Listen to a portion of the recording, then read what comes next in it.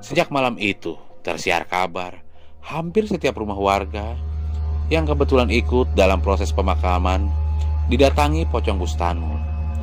Berita ini tentu membuat suasana kampungku jadi semakin seram dan tentu saja menyusahkan keluarga besar Bustanul sendiri, termasuk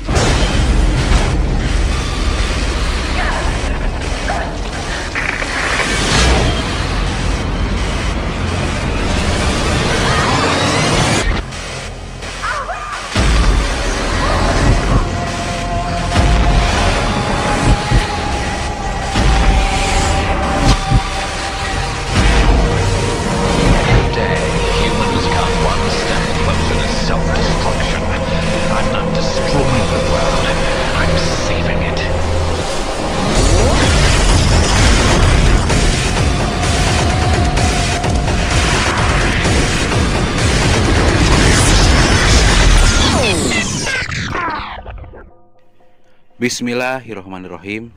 Halo, assalamualaikum warahmatullahi wabarakatuh. Salam santun dan salam sejahtera. Jumpa lagi di channel Sigit Nurwanto. Seperti biasa, channel Sigit Nurwanto akan bercerita tentang kisah nyata. Tapi sebelum ke cerita, saya Sigit Nurwanto mengucapkan selamat tahun baru. Selamat menempuh hidup baru di tahun 2021. Semoga di tahun ini teror wabah virus corona cepat hilang dan Indonesia kembali normal seperti biasanya. Terima kasih, mari kita lanjut ke cerita. Kali ini channel Sigit Nurwanto akan bercerita tentang kisah nyata, yaitu munculnya makhluk pocong minta tali pocong dilepas dan minta disempurnakan. Kejadian ini terjadi sekitar tahun 80-an, saat kejahatan begitu masif dan terorganisir dengan baik, sehingga presiden kala itu selaku presiden meminta pemangku keamanan untuk melakukan terapi kejut yang kemudian terkenal dengan Petrus alias pembunuhan misterius atau penembakan misterius. Kala itu salah satu korbannya adalah, sebut saja namanya, Bustanul alias Tanul, preman yang cukup disegani di daerah Jogja Selatan dan sekitarnya. Proses penjemputan paksa sampai eksekusinya dilakukan dengan sangat rapi. Pada saat itu terjadi mati lampu.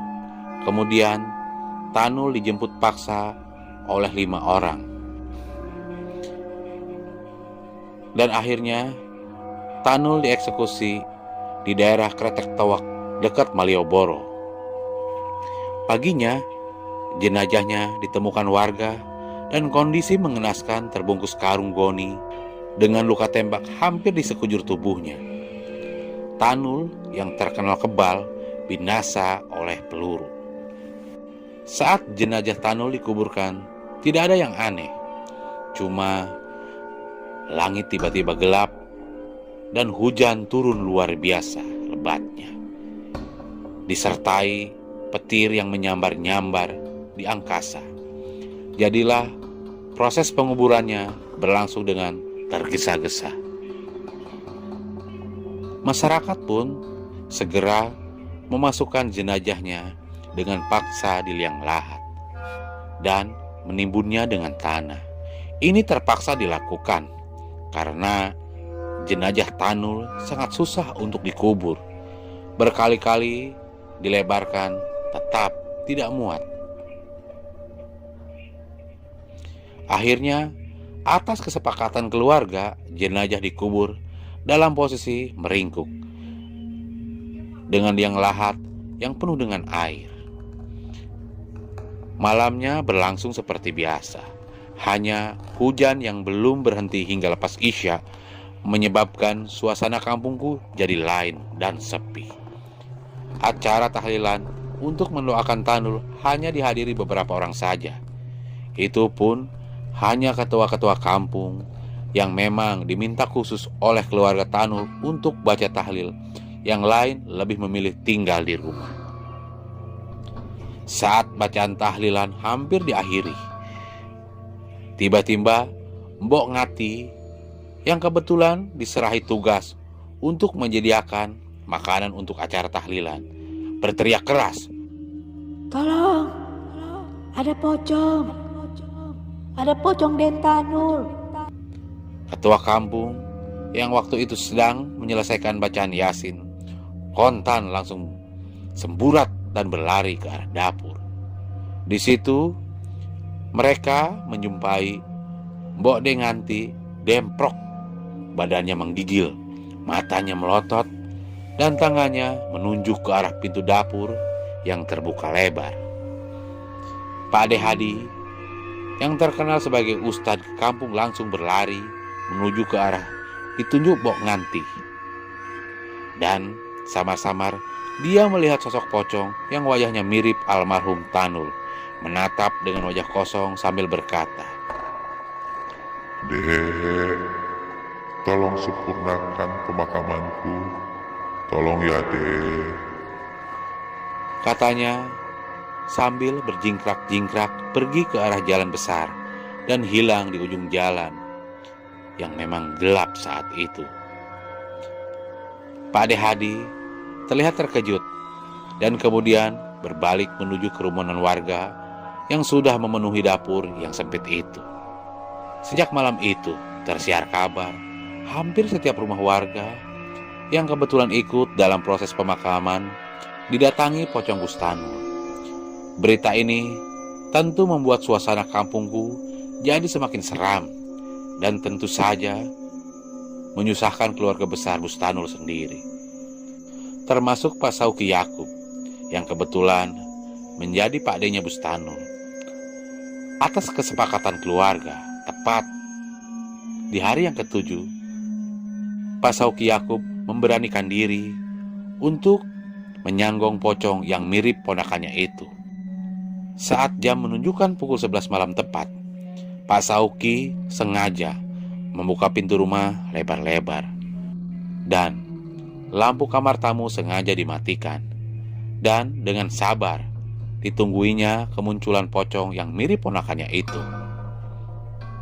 Benar, begitu rokoknya habis sebatang terdengar seperti suara petasan kecil yang kemudian diikuti dengan munculnya asap putih yang pelan-pelan membesar hingga terbentuk bayangan utuh menjadi pocong. Pak Sauki cukup berani dan tabah. Ditatapnya kemunculan penampakan itu dengan tabah. Setelah terbentuk utuh dan betul pocong itu mirip dengan ponakannya, Pak Sauki langsung berdiri dan berjalan ke arah pocong itu. Cukup, Tanul.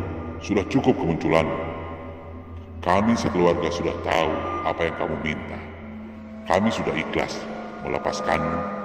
Dan jangan bebani lagi ayah ibumu dengan kemunculan. Besok kami akan menyempurnakan lagi pemakamanmu, kata Pak Sauki Yakut. Pocong itu diam dengan parau berkata, Terima kasih, Pak De. Tanul mohon maaf telah membuat susah keluarga. Lalu berbalik dan pelan-pelan berjalan meloncat-loncat dan kemudian hilang, berubah menjadi asap.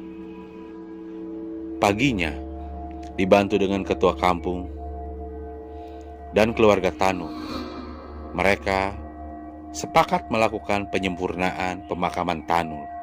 Kuburannya kembali dibuka dan jenazahnya ditata ulang, dan tentu saja melepas tali pocong yang sempat lupa dilepas karena keburu hujan badai kemarin. Sejak disempurnakannya kuburan Tanul, pocong yang mirip dengan Tanul sudah tidak muncul lagi. Cuma keluarga besar Tanul kemudian pindah ke Jakarta.